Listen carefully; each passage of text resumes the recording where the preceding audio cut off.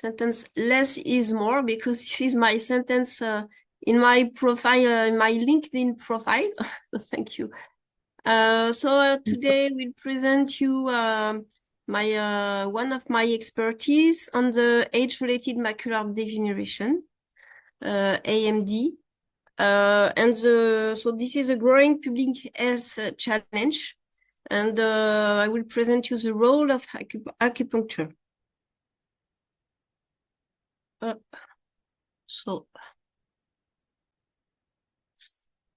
So I'm located in France, in Beaujolais, where maybe you know the wine from the Beaujolais in France. So I'm practicing, I'm located here. I'm practicing acupuncture and auricular acupuncture in a clinical practice.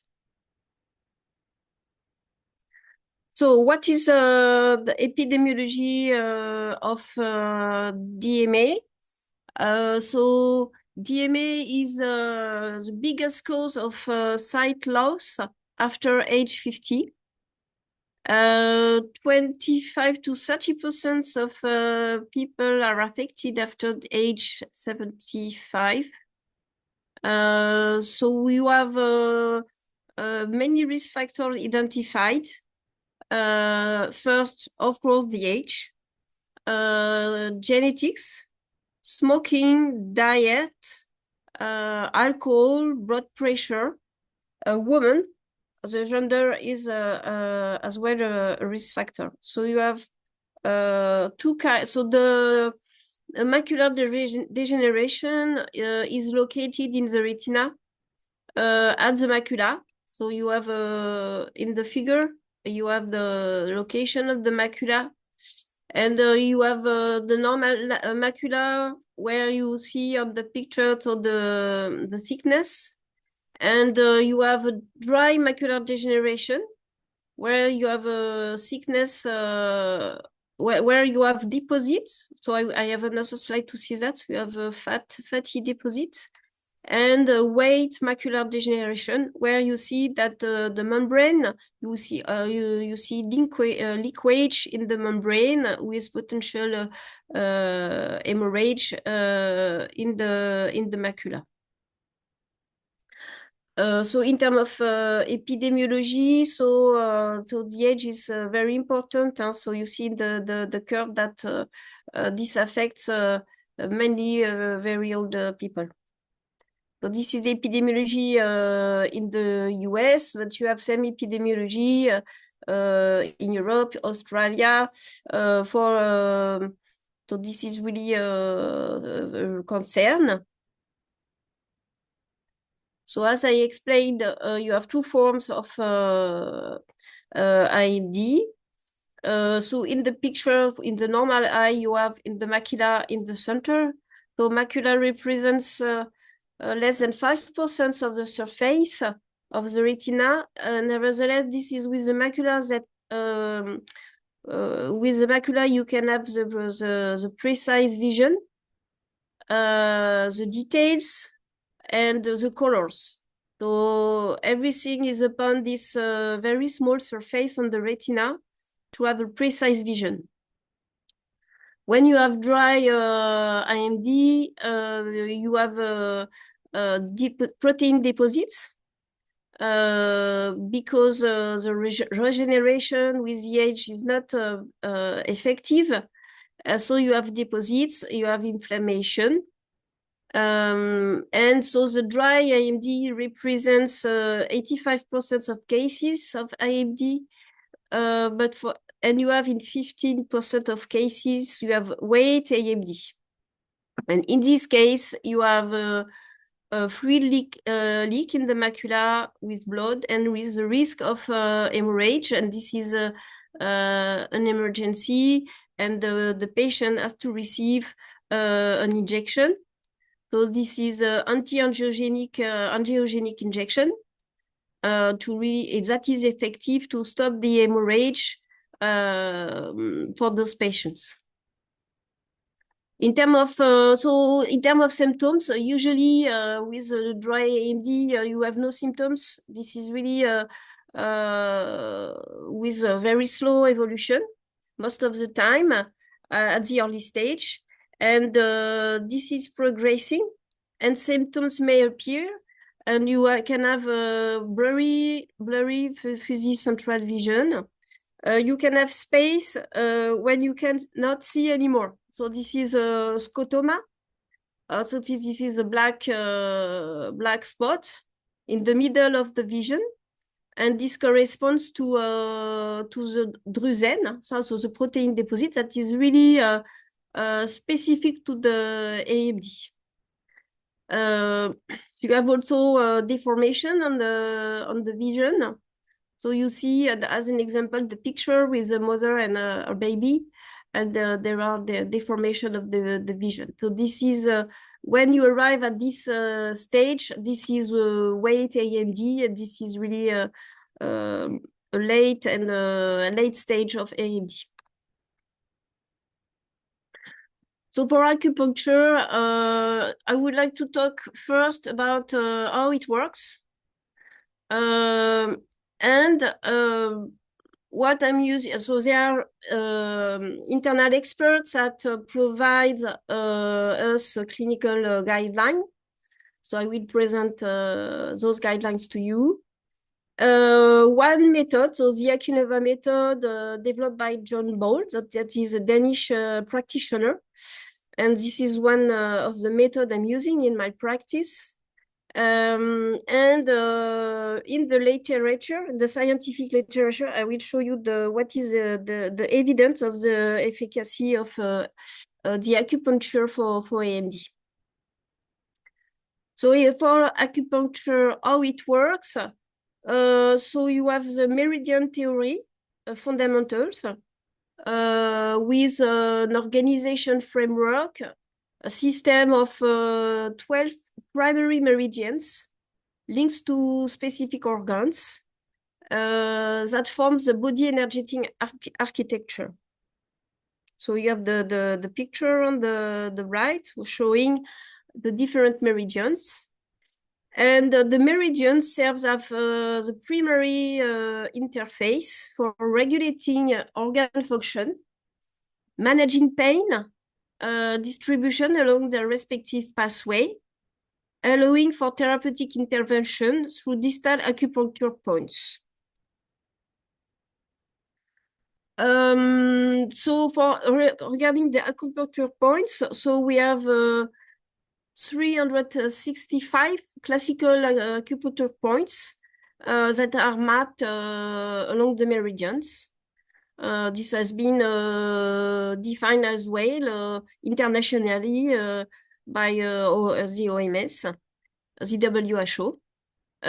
So in terms of precision and topography, this is really important to have the precise location, because the successful therapeutic response is highly dependent on the anatomical accuracy, and points are very small, nevertheless palpable. There are palpable depressions on the skin surface, and the depth is 3 to 15 millimeters. We have more and more scientific evidence of the clinical anatomy of the acupuncture points, and how they are functioning when we are needling the acupuncture points. So here there is the publication in 2022 showing in this figure one of the acupuncture points, and I have shown before. So this is Egu from the large intestinal meridian, and this is the fourth point of the meridian in the figure. So in terms of anatomy, so you have a cross section of the tissue, identifying this acupoint on the figure, and so this is showing that there is a neural conglomeration. So acupoints are characterized by a significantly higher concentration and conglomeration of nerves endings compared to non-acupuncture tissues located very close to the needle. Secondly, the neurovascular density. There is a neurovascular density and collagenous encapsulation. So the nerve endings and blood vessels are at this site are very enclosed with a complex interconnected network of collagen membrane that extends through the hypodermis and muscle layers. And this is a location of on the fascia. So we know now the more and more the fascia and the acupuncture points are located there. And another point that is important, and because when you are needling the points, so there is this is really important to have a rotation of the needle. And you can engage the dense collagen nerves network at this point, these acupuncture points on the égout, and this triggers a more robust neurological signal. So the clinical anatomy can really explain the importance and the effect on the acupuncture on the pain. So the acupuncture points, you have also functional specificities. So for this, every point serves as a unique clinical indication, often providing systemic effects such as digital analgesia that extend far beyond the local site of stimulation. So you can needle this the point, the égout, but the effect is more large than that. You can have an effect on the mouth, on the face. So it's not the effect is not limited to the location of the acupuncture point. There is a large literature showing how it works and the mechanism of the acupuncture in the neuropathic pain, chronic pain, inflammation. In the right, I show you the figures with a reference. So in terms of how it works, so there is a neurophysiological impact of those acupuncture points. So there is currently 4 key mechanisms of acupuncture inducing analgesia. So we have acupuncture needling that stimulates A delta afferent fibers, triggering the release of enkephalins and dynorphins within the spinal cord. And this biochemical response effectively blocks pain signals presynaptically. This prevents from ascending the spinothalamic tract. The second mechanism is a descending inhibitory pathway, and the needling triggers descending signals that release norepinephrine, serotonin in the spinal cord, inhibiting pain transmission both presynaptically and postsynaptically. Third, there is a systemic endocrine response with an activation of the pituitary hypothalamic complex that really provokes the release of beta endorphin, ACTH into the bloodstream, provided generalized analgesic and anti-inflammatory effect. And the last mechanism, this neuromodulation of the limbic system. And the rotation of the needle that is named the Dechi sensation activates the descending antinociceptive pathway while deactivating landing areas associated with the emotional and affective component of pain, such as the amygdala and hippocampal complex. The last point is very important because in acupuncture, we know that we also not only impact the pain, but also all the emotion and the affective components of the pain. And here, with the publication, I show you the figures on the right. There is a clear mechanism of that. So this is an important aspect to control the pain. For the acupuncture points, we have also a neurological correlation. So here we have a functional MRI study so that validate the ancient Chinese theory by demonstrating that stimulating specific acupoints directly activates or deactivates corresponding brain regions. So here on the figures, you have spots on the left where in the brain when the patient is experiencing pain. In the middle, the patient is still experiencing pain, but we apply meridian acupuncture, so Verum acupuncture. And you see that on the picture, so the figure B, that the spots, most of the spots switch off.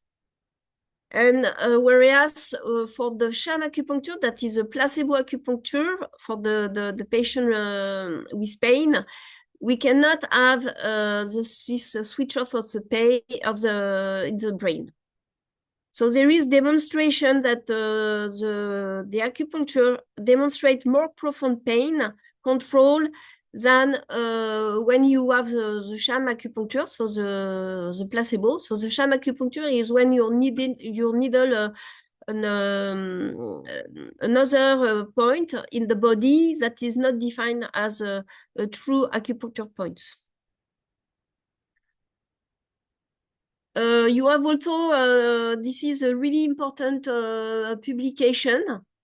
So published in Pain in 227, which demonstrates still with the same acupuncture point, so the egu, so showing the relation of the deactivation of the limbic structures when you needle with this point, and this deactivation of the limbic structure is associated with a clinical response.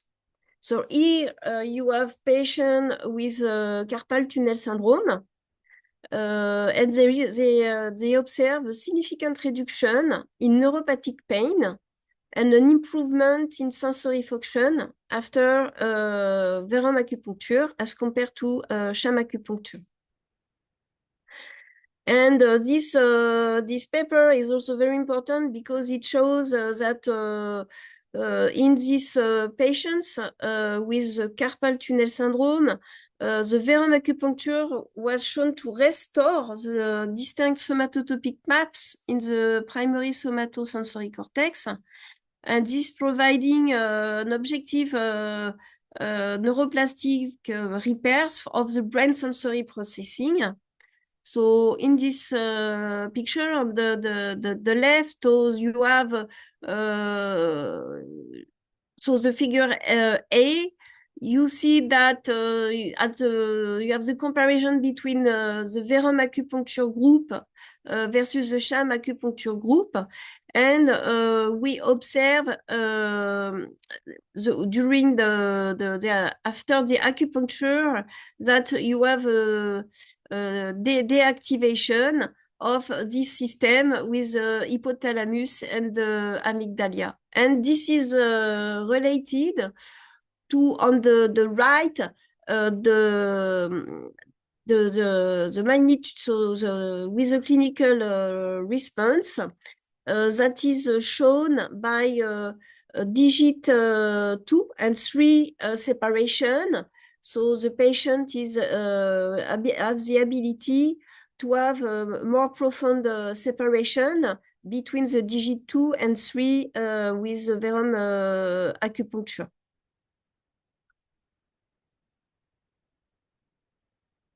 So I have shown all those previous publication to show you that the acupuncture, there are large evidence now that what are the acupuncture works, and the publication focus on pain, but we have also a publication more related to the vision. And so in this slide, so you have this slide, so we have the study showing the correlation between the functional MRI of the action of visual specific acupuncture. So you have one meridian on the left that is a bladder meridian. And this meridian is very important for the macular degeneration, because you see that we have acupoints close to the at the corner, inner corner of the eye. And so when we do the functional MRI, there is a validation of the Chinese theory that demonstrates that stimulating specific acupoints on this meridian is directly activates or deactivates corresponding brain region, such as the visual cortex. So here in the figure, so on the left, you have someone who is just looking at something. On the middle is when you needle the acupuncture points on this meridian, especially here in this study on the foot. You see that you reproduce the MRI signal that we observe with the simple vision of the people. And on the right, so you have the sham acupuncture. So you needle a point on the body surface that is not an acupuncture point. And you cannot observe this stimulation of the visual cortex. So now I would like to talk about what is recommended for this IMD. So we have some scientific basis of how it works, but now we need guideline, because DMA is quite complex disease, and specifically because we are talking about the retina, that is really a small part of the body, and not only on the retina, but on the macula, that is less than 5% of the retina. So, or with acupuncture, we can reach this retina and have a clinical effect. So we have an international panel experts, and they are so all over the world, and they have provided this guideline. So all the practitioners, so they recommend to a combination of acupuncture points. So they are really specific, and they are not the same if you talk about dry AMD or wet AMD. And you combine those acupuncture points to points that are located around the eyes, with also specific points in the ear. Most of the time, the acupuncture is not sufficient. You need to associate traditional Chinese medicine. So this is a pharmacopoeia, and it's not part of my talk, but it is important to remind that most of the recommendation and the clinical studies on AMD, they also, for patients, they recommend this pharmacopoeia. So this for the guidelines. So I have talked about the combination of different acupuncture points. So you have acupuncture points around the eye, And each day you change, in this guideline, each day you have to change the combination of the acupuncture points around the eye. You associate these points with points on the ear. And in the ear, there is a representation of all the body. Large part of the ear is just an extension of the vagal nerve. So you have the possibility to have an impact on organs. So for the AMD, so the strategy is to use first the organs that are affected by the AMD. So AMD, the first risk factor is age. So we know that with age, we have deficiency of the specific organs like the liver, and the kidney. So on the picture in the ear, we have 2 points on the top. One is representing the kidney and one is representing the liver. So you stimulate these points with a needle. You have also the representation in the ear of eyes. So you have 3 eyes points. So you have that on the circle. So we stimulate those points as well. So this is part of my clinical practice. I'm using those points as are very effective for patients with AMD. Now, because those experts are also ophthalmologists, they can really have a close monitoring of the patients, and they are using they can observe the fundus, they can have tomography, so they can closely follow the patient with AMD. So they have defined different states of weight AMD and with different strategy. So I'm not using that because you need to have to be an ophthalmologist to really be careful of what type of acupuncture points you are using according to the stage of weight AMD. But there are those guidelines that could be very helpful for ophthalmologists that are able to do the acupuncture. So this is why I wanted to share that with you. Now there is another method. So this is a method that has been developed by John Ball. So this is a Danish practitioner.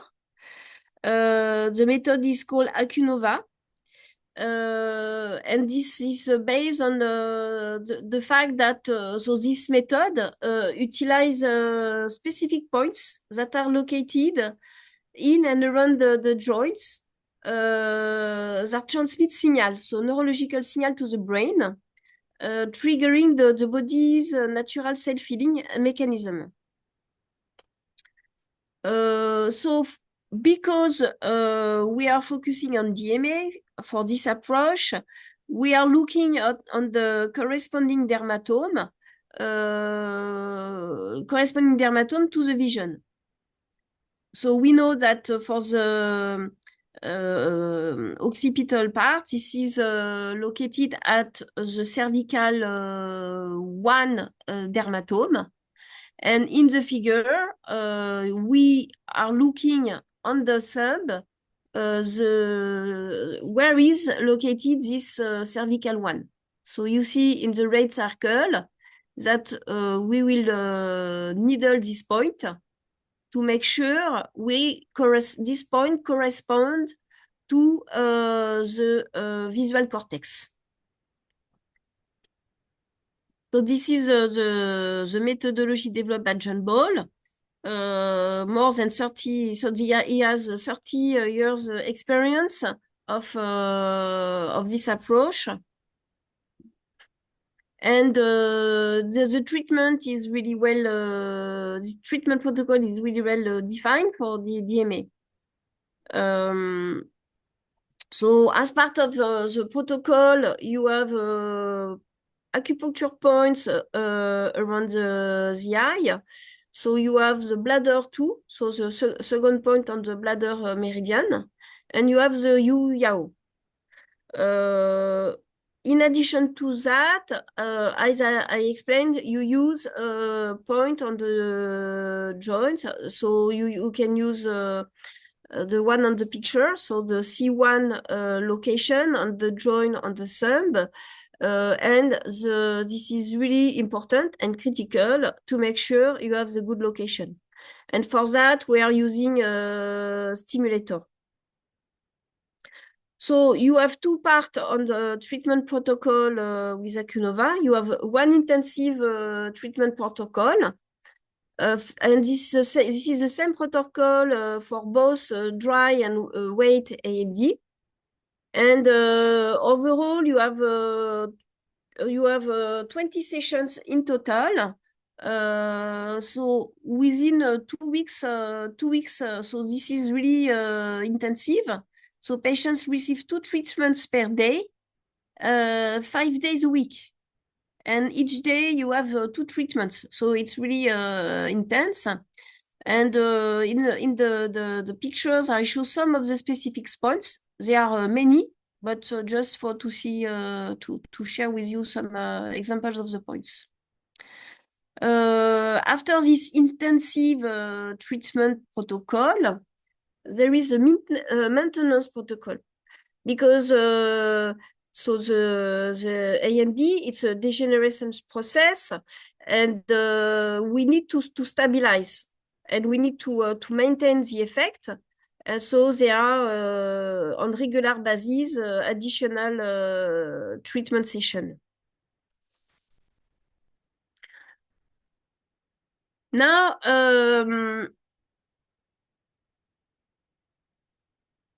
okay, so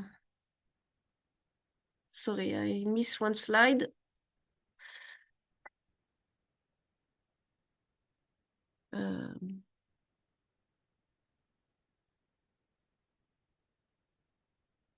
Oops. Okay. So yeah, maybe I have lose the slide. So regarding this Acuinova method, so so John Ball have no published study in a peer-reviewed journal. Nevertheless, he wrote a book where he explained the method. So now in the clinic in Denmark, so they have an experience with more than 5,000 patients, and the efficacy is around 80%. And it's not only in the short term, but it's a long-term period. There is a large efficacy. So I would like to have a proper clinical study to show to you to really show you the clinical effect of this method, but it has not been done yet. There is a medical doctor in Germany that also write a book showing the same efficacy in this with his patients. And he had around 100 patients where he could show the same efficacy, around 80%.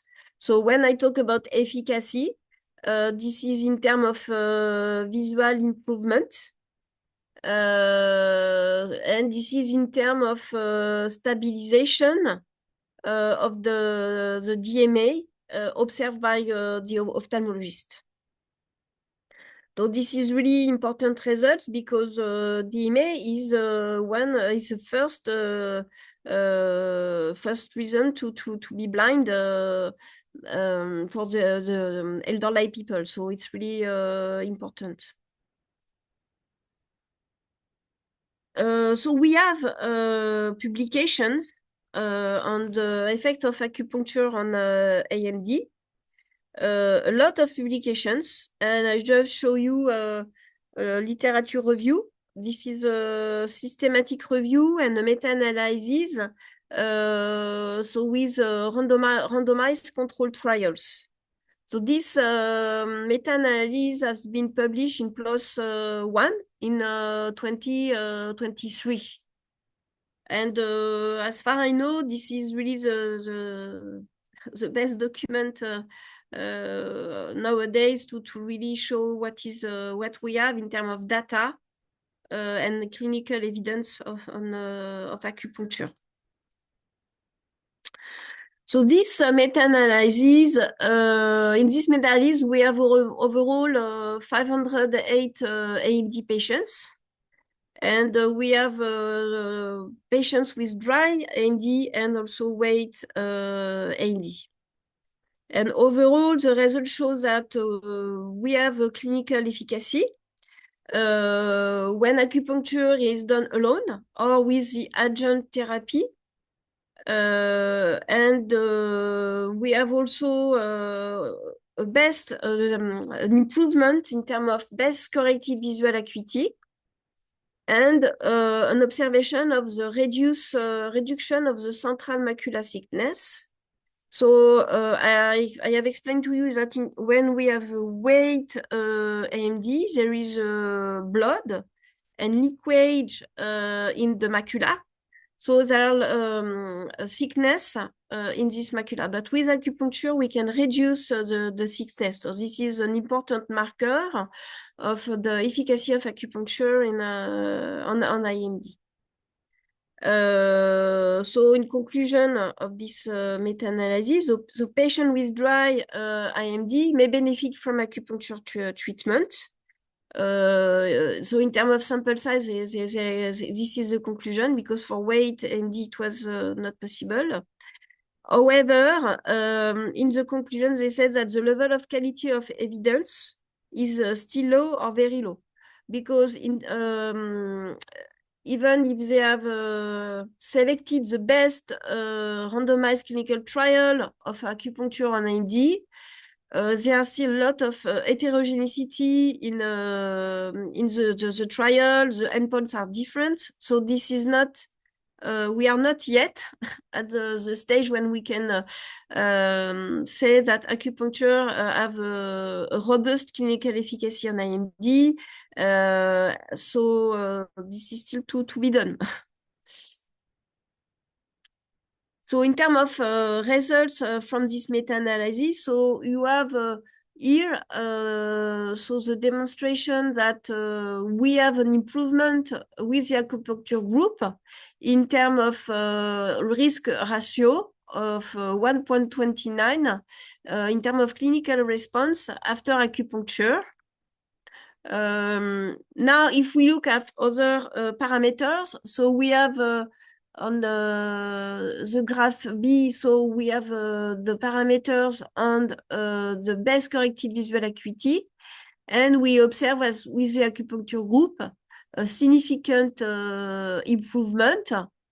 But we can observe as well that when you see the sample size of this meta-analysis, so we have 178 patients, so it's still very small, to really make sure that we have a significant clinical improvement. We need additional studies. So in graph C, so the parameter is the thickness of the macula. And we observe also as well a significant effect in terms of reduction of the central macular thickness after acupuncture. And this is observed with a sample size of 104. So overall, we have a value of acupuncture in the integrative AMD care. So acupuncture could serve as a neuromodulatory bridge and may offer measurable clinical improvement and stabilizing vision, where conventional option may be limited, especially for dry AMD, where we have no treatment. However, there is no high quality evidence that acupuncture is effective in treating patients with AMD. For the dry AMD, we may have a benefit, as I have shown you in with the meta-analysis.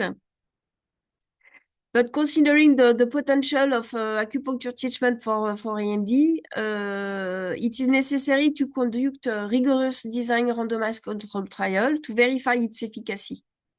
And of course, acupuncture does not replace conventional ophthalmology. So in my clinical practice, I'm using the Acunova method. I observe clinical benefit. And really, my talk is to show you that we have a lot of evidence in terms of what is the benefit of the acupuncture for pain management. This is used in many locations for pain management, even for perioperative preparation. But for in terms of DMA, we are not yet in terms of scientific evidence, and we need additional studies. Nevertheless, we have scientific evidence that we can have an impact in terms of vision using the acupuncture. So thank you for your attention.